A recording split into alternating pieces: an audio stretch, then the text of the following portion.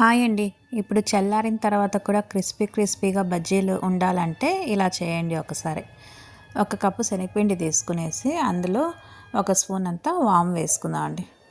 అలాగే రుచికి సరిపడా సాల్టు, కొద్దిగా సోడా పొడి వేసుకుందాం. ఇదంతా ఒకసారి బాగా ఇలా కలుపుకునేసి అల్లం వెల్లుల్లి పేస్ట్ అండి.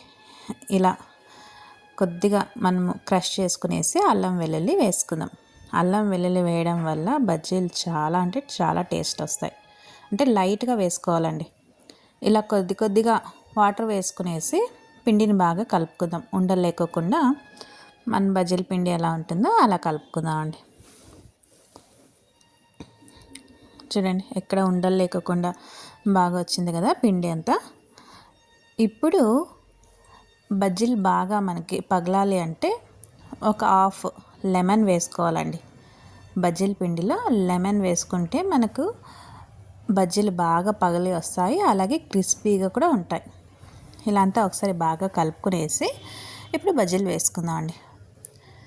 మీరు ఎంత రౌండ్గా పిండి మొత్తం అద్దేసి వేసినా కూడా ఇలా క్రిస్పీగా అండ్ బాగా పగులుకొని కూడా వస్తాయండి బజ్జీలు.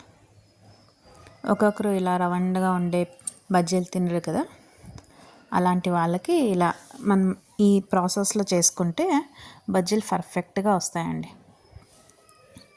ఇలా రెండు వైపులా బాగా కాల్చుకునేసి ఇప్పుడు ఒక సర్వింగ్ ప్లేట్లో తీసుకుందాం అండి. ఇవి చల్లారిన తర్వాత ఒక హాఫ్ అన్ అవర్, ఒక 1 అవర్ అయినా కూడా ఇలాగే క్రిస్పీగా ఉంటాయండి బజ్జీలు, అస్సలు మెత్తబడవు. ఈ ప్రాసెస్లో ఒకసారి చేసి చూడండి, చాలా అంటే చాలా బాగుంటాయి.